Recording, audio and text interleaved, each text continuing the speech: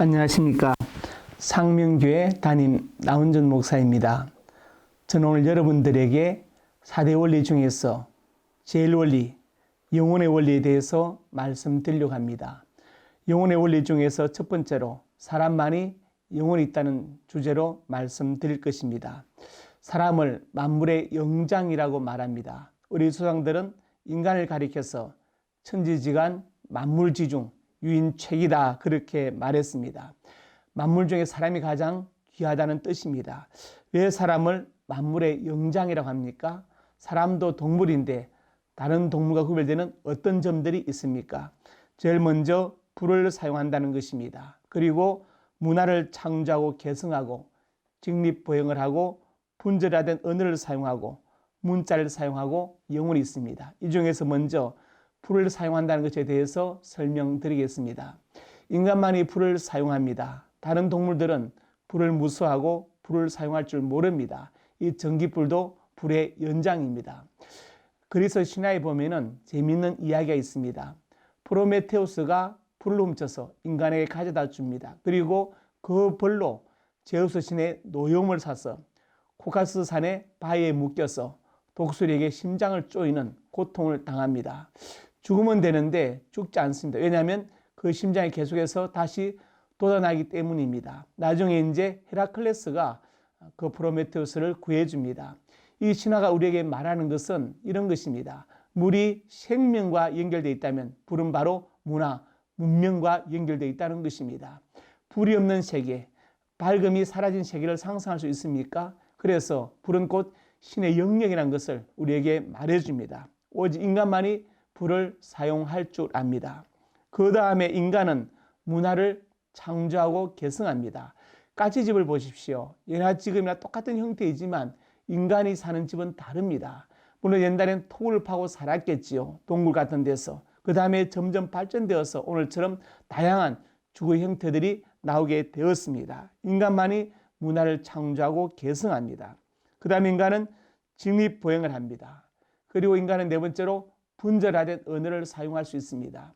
영어에서 절이라는 것은 주와 동사로 구분되는 문장을 말하는데 물론 새들도 자기들끼리는 대화를 하지만 분절화된 언어를 쓰고 있지는 않습니다. 오직 인간만이 분절화된 언어를 씁니다. 그리고 인간은 문자를 사용합니다. 어떤 짐승도 문자를 사용하지 않습니다. 오직 인간만이 문자를 사용합니다. 그런데 가장 큰 차이점은 바로 인간만이 영혼을 가진 영적인 존재라는 것입니다. 인간이 영적인 존재가 된 것은 창세기 2장 7절에 나와 있습니다. 하나님이 땅의 흙으로 사람을 지으시고 생기를 코에 불어넣으시니 사람이 생명이 되었다고 말씀합니다. 여기서 생명은 살아있는 영적인 존재가 되었다는 것입니다. 그래서 육체는 흙에서 왔기 때문에 흙으로 돌아갔지만 우리 영혼은 하나님께로부터 왔기 때문에 하나님께로 다시 돌아간다는 것을 기억해야 됩니다. 누가복음 12장에는 어리석은 부자에 관한 예수님의 말씀이 있습니다. 한 부자가 소출이 많아지니까 창고를 짓고 이렇게 말합니다. 영혼아, 열에 쓸 물건을 많이 쌓아두었으니 평안히 쉬고 먹고 마시고 즐거워하자 하리라 하되 하나님은 이르시되 어리석은 자여 오늘 밤에 내 영혼을 도로 찾으니 그러면 내 준비한 것이 누구의 것이 되겠느냐 하셨으니 예수님께서 왜 이 부자를 어리석다고 하셨습니까? 이 부자가 착각한 것이 있습니다.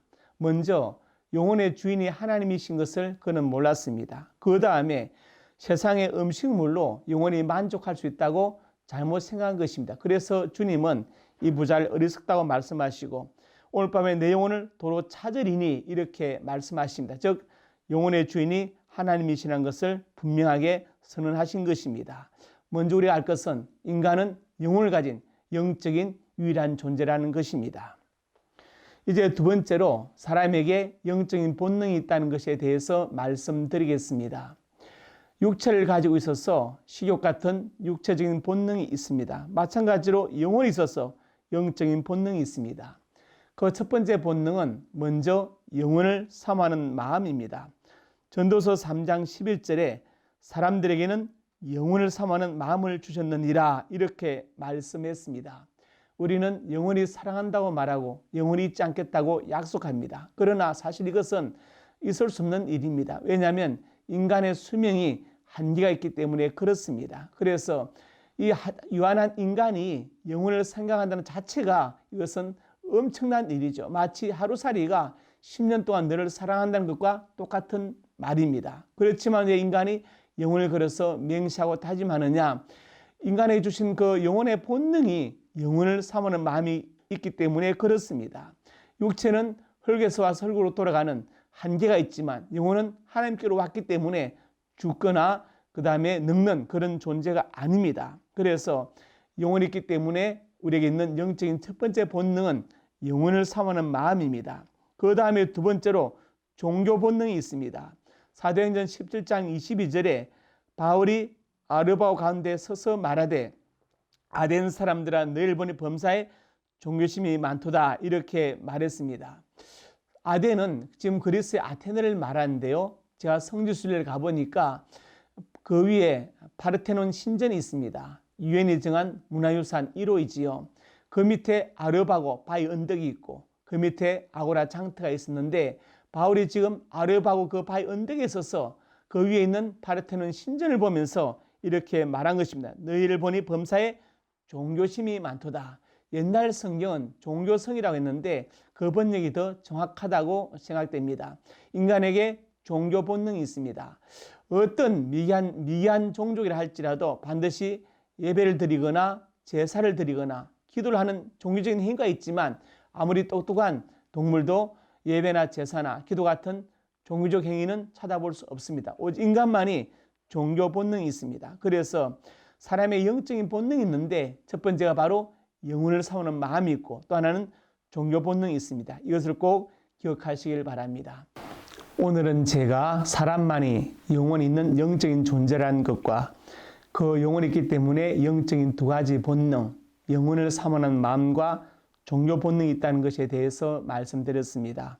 다음 편에는 세 번째로 영혼이 먼저 잘 되어야 된다는 것에 대해서 말씀드리려고 합니다.